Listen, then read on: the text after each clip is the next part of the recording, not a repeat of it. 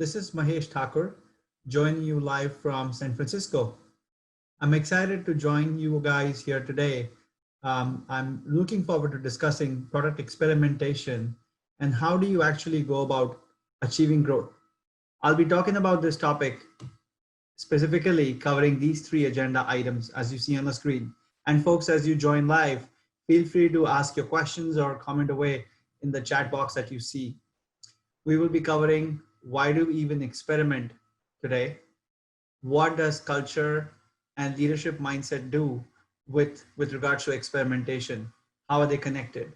And finally, what should be your approach as product managers, as general managers, as CEOs to conducting and running experiments in your organization? So let's go ahead and get started right now. Let's talk about why do we even need to experiment? Whether you're in the technology world or non-tech world, experiment is super important for everybody. One of my favorite examples is actually from outside of tech. If you guys are familiar with the product called WD-40, the reason it's called 40 is because 39 times the inventors failed to create something which was interesting or which actually made a difference to the customers. And finally, the 40th time was a big hit. And that's how they named the product, the company, and hence WD-40. When you think about experimentation, it is something that is an interesting area because it almost always leads to growth. Growth means different things to different people, but broadly, growth is about bringing growth in your business.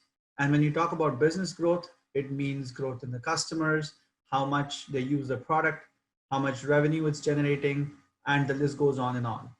If you are experimenting, you're actually giving yourself an opportunity to learn about the customer behaviors, about the ecosystem, about the landscape that you're operating in, and sometimes even learn about competition.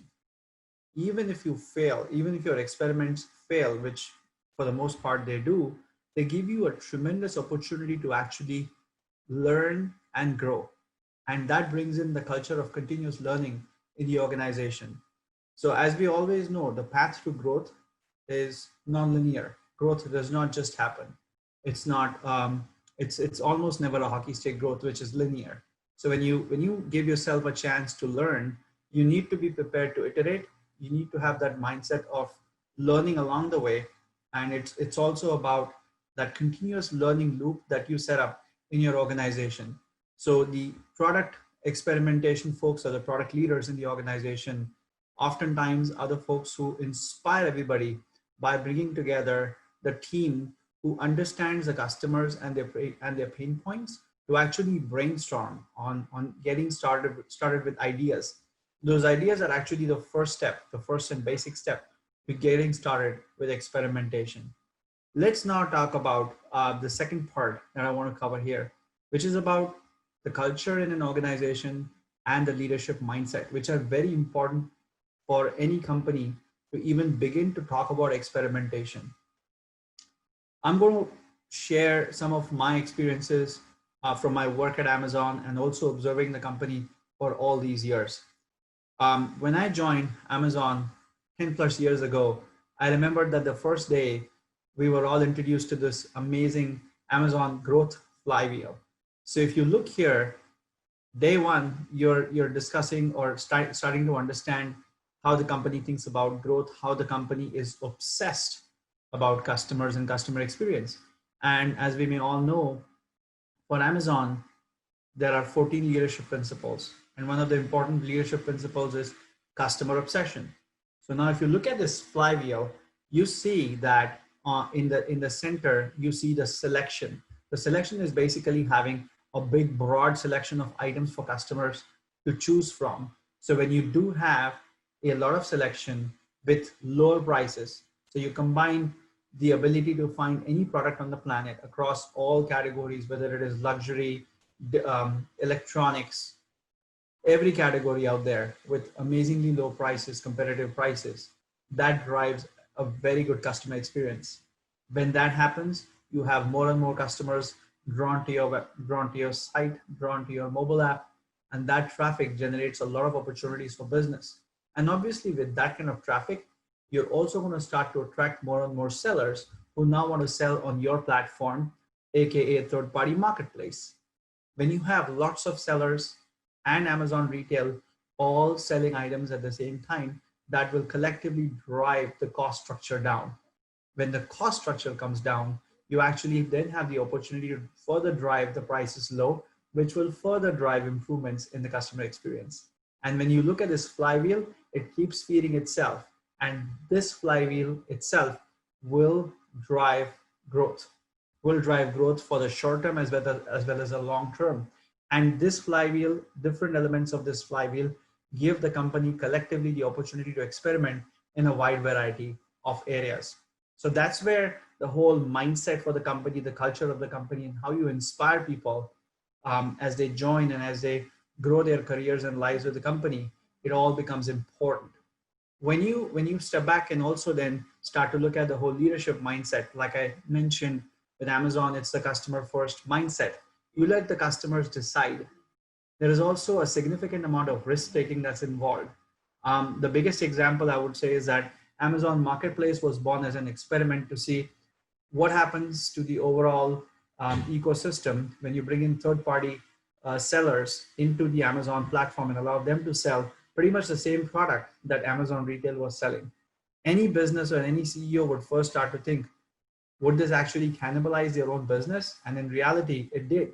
But Bezos let this Amazon marketplace run as an experiment with fewer categories and then expanded that across multiple categories and let the customers decide whether they wanted to buy that product from a third-party seller or from Amazon retail, whoever price was lower, whoever was able to get the product out there in a fastest way, competing for the customer and also at the lowest price, lowest combined price of the item of the price of the item, the shipping cost, the tax, all involved. So now you've made your own platform very competitive, and finally let the customer decide whether they wanted to pick that product, whether they wanted to buy from retail or from sellers. And lastly, the third bullet talks about running meaningful tests. You can run tests and you can actually exhaust yourself and your teams all day long, but it really matters on what's your art and science to pick what's important and run only fewer and meaningful tests that matter. So when Amazon had that chance to run fewer experiments, even Amazon Prime was born after doing a few tests and experiments with ideas that the company had. So that's what matters. It doesn't mean you start testing every button and every control out there, but what you want to do is you want to step back and see what would make a meaningful difference to your customers, to your product, and finally also to your business, to then conduct those tests that really matter. Going to the next section, I would love to share what we as product leaders or product owners or general managers and CEOs can do in our role to approach experimentation in any organization. Now, some companies may have resources carved out to go run experiments separately, but more often than not, this is more of a culture, more of you as leaders inspiring your teams to take on novel approaches, new approaches to conduct experimentation. And when you do that, you first start by running rapid experiments. You'll brainstorm a set of ideas with your teams. You will start to discuss which are the ideas that you really want to put on the whiteboard, and then from those, articulate what is the value from each. That'll help you prioritize which experiments to run and which ones you can just put on the backlog for the future. But what will start initially is you allowing that whole process to establish itself across the organization and running rapid tests.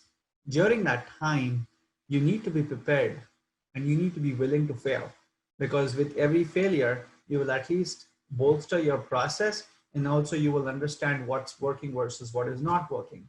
And again, failed experiments will also teach you something that will help the next experiment succeed. So capture the learning and share the learning across the organization during that phase when you get started with rapid experimentation in your organization. The next thing to do is always study the user behavior. Divide your users between the test and the control. And when you do that, you can closely observe what's happening with the test group, with the test audience, to see how are they responding to those changes. Are they liking your new offering or your new approach? And then continuously compare that test group to the control group and whether they are making rational choices or their behavior is irrational. Record them all, because that will help you understand how did they react or consume to what you did in terms of your experiment. And finally, as you conduct experiments, make sure you're keeping in mind one or two or three important business metrics or OKRs, because it's not just about driving a change, it's also about seeing what kind of meaningful impact does it deliver towards a bottom line or towards a top line or towards the final retention of customers, and even net promoter scores, if you will, to show if customers really love it or not. So when you do track the core business or customer metrics and see how the experiments are benefiting them or influencing those metrics, that's always good. It's also important to know that if your experiment is doing a harm to these metrics, then obviously it's not in a step in the right direction. At the very minimum, the experimentation should be doing no harm to those metrics. And the best case scenario would be you've actually given the customers a solution, you've solved a problem, you've solved a pain point while improving the business metrics, which may be the true north for your organization. And so I would love to hear from you guys. What are some of your learnings or learnings from the failures? What are some of the successes that you've had running these experiments in your organization? Because again, there is no one size fits all. Every organization has a unique approach to experimentation. But remember that you don't need to complete an entire product and then experiment. You can be lean. You can bring in prototypes to experiment. You can bring in things which are not fully complete and see how users respond to A versus B, and always continue to iterate new products that you're building.